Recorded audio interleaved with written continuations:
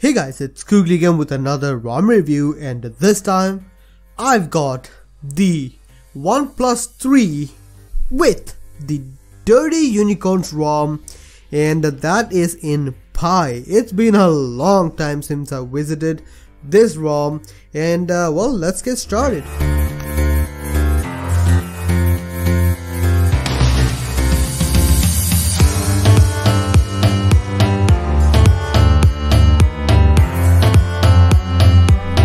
So guys, the Dirty Unicorns ROM, well, let's just say that it's a very special ROM. There is a huge following of this ROM.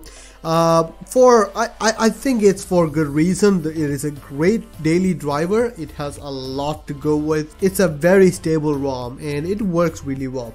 Let's get started. Now, first of all, what you would see here is the launcher. It has almost all the features that you would expect. It does have gesture options, and I like that. Home screen options are all available, which does work really well. Let's go to the settings menu. In the settings menu, in the about phone page, you can see that it is running on, well, it is 9 with the April security patches, which is the latest version. Kernel version is 3.18.136, which not really sure if it's the latest version, but it is what we get in this one. This one is an official version 13.1, released on 5th of April. Personally, I was pretty much oblivious to the existence of a DU ROM on Pi Space until recently. I did try out the last official version and also the RC version. I like the ROM and I did make a video of it, but I couldn't publish it because of reasons. So let's get started. Now, first of all, STLN status is enforcing, just so you guys know if you are interested in that. DU ROM does have a few features up its sleeve which does work for most people, and I really like that. The SIM card settings are available. VoLTE is working, even though there is no VoLTE icon on the status bar. It is working. I have made a few calls with it.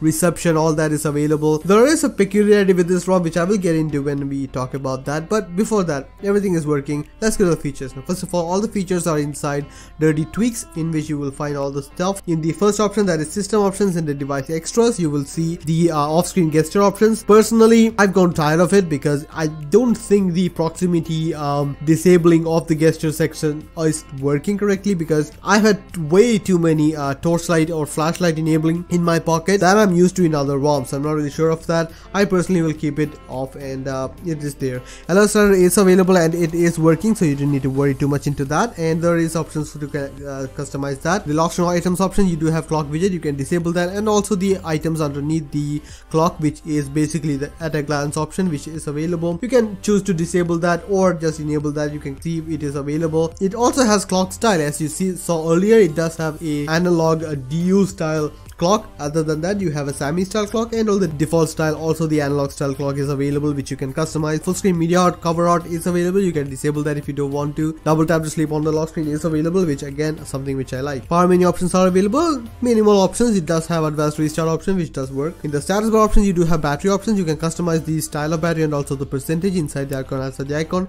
carrier label options are available, which you can customize. Clock options are also available, where you can customize the AM/PM indicator, small or big. Date customization and even date format is available. Date position can be customized, and also date style is available, which you can customize. In the icon manager, you can enable whatever you want. You do have an 4G or LTE option, so you can switch from one or the other if you want to. DU swag is available, where you have the icon there on the status bar. Quick setting options are available. Quick pull down options are available. If you want it on the right side, left side, or even disabled, you can have that. Brightness slider can be outright disabled, and you can customize that. These are all the icons which are available with this device, and not a lot of it, but still pretty much what you would expect as part of the course. It does have caffeine, which I do use a lot, and I'm pretty glad about that. Apart from that, the customizations are available for rows and columns. For that, no small quick setting tile options are available, but it is what it is. Animation can be enabled or disabled. Duration and the interpolator is also customizable. Traffic indicators are available. You can enable that, and yes, you can see it is available on the status bar and also on the drop down menu. There is 2 times though, which I'm not really sure why that is. I did try multiple restarts. I did try system UI restart. That's one thing. In the buttons option, you do have playback control by long pressing volume button, and the screen is off is available, which you can customize. It's pretty much the only option available with the volume up down button control, which kind of disappoints me, because I would have liked to have The keyboard cursor control also, which is something which I like to see in a custom ROM. Navigation options are also available, where you can customize back button, home button and recent button with any of these options, and even you can have a custom application. Also, if you enable on-screen buttons, you will have that, and it does work for the most part. And it also has this swipe up home button option, which you can enable that. It works pretty well. I personally don't use it unless I have to. On my OnePlus 60, I was using it with the Pixel Experience ROM. Personally, I'm not a huge fan of it. The multitasking option, you have customization for recent menu, which is pretty much customize the icon pack. If you have a certain icon pack enabled, all these icons will be customized to that. So that's pretty much it. That is it in the dirty tweaks, where most of the extra settings are. In the display options, you can see that there is rapid brightness, night light is available, which is pretty cool. Apart from that, ambient display options are available. It does have always on option, which I personally don't use, but there is also new notification, lift to check phone, hand wave and pocket mode, which is amazing. I like that. Ambient music ticker is available, which will show whatever music is playing at the bottom of the ambient display. I like that. It does work out. Density options are also available as in any other AOSP ROM. In the security options, I would like to show you guys that it is a non-encrypted phone. Just so you guys know, I am running that. Not sure if it will be working in the encrypted devices. Digital well-being is available, which is standard. System options, it does have gestures, so you can have jump to camera, activate the torch by block pressing the power button is available. Personally don't use it, and also prevent ringtone, which is stupid on a OnePlus device, but it is available. And that is pretty much it in the extra features on this ROM. As you can see, it does have certain features which are really cool. Nothing special though. That's something which I have been seeing with a lot of ROMs. I mean, the speciality of features are kind of getting blurred. The amount of features which are available in almost all the ROMs are now vast and wide.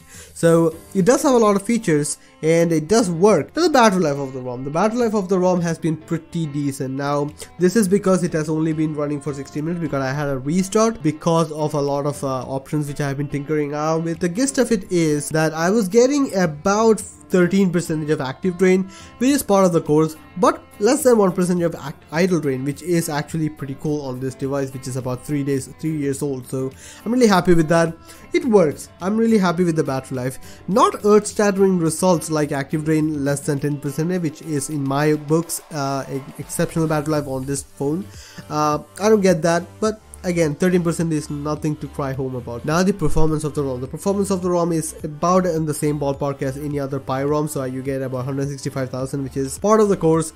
Nothing special, but again, it's what you get with the Pi ROM. Dirty Unicorns, I would say, is a little bit better with the performance, because I haven't encountered any stutters or any stability issues or any performance issues as such, because everything was smooth. I didn't have any issues with anything anywhere, and that's something which I have been noticing with other ROMs, like especially with ROMs such as Havoc ROM, where there is so much stuff in there that it does bog down the system a little bit. So nothing of that sort here, so pretty happy with that. Now, the stability of the ROM. The stability of the ROM is rock solid. That's one thing which I have been noticing. There is no issues at all. I don't have any issues here which might jeopardize my usage with this device. It works, everything works, didn't really have any issues with it, so stability wise it's top notch. Now, about the camera, it doesn't come with a camera application.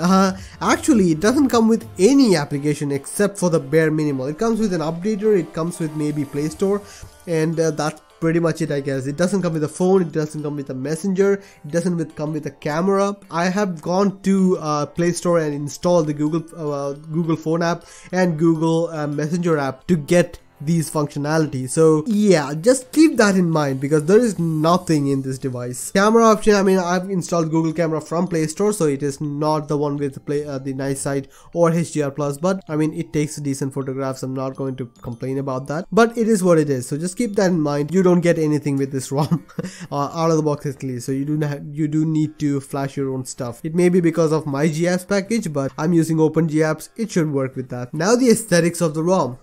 Aesthetics of the ROM, to be extremely honest, I'm kind of disappointed with the aesthetics of the ROM. It doesn't have a dark mode, it doesn't have accent selection, it doesn't have much of the niceties which you find with many other ROM, which is kind of a disappointment. I expect a custom ROM to have at least dark mode. I mean, even Pixel Experience ROM has dark mode in it, which is, I mean, that's the least I can expect, right? It doesn't have any of that. You can use a Substratum theme, but that is true for any other ROM or any other stock ROM even, so nothing special there. So aesthetically, kind of a letdown. Now, the overall experience of the ROM. The overall experience of the ROM is pretty good. I'm gonna say something which many of the DU-ROM enthusiasts or DU fans may not like. I personally don't think I will be able to use this ROM. It doesn't feel special to me. It may be for you, it may be the most stable or the most performing ROM for you, but I just don't feel it. I don't think I want to commit to this ROM because I don't feel that attached to it. There may be history behind it. There is a lot of history behind it. I didn't follow that, so I don't really care too much about it. As of now, there are ROMs available which I can get better battery life, probably better performance, probably more stable, and I mean, I kind of get excited with that ROM. This doesn't excite me. So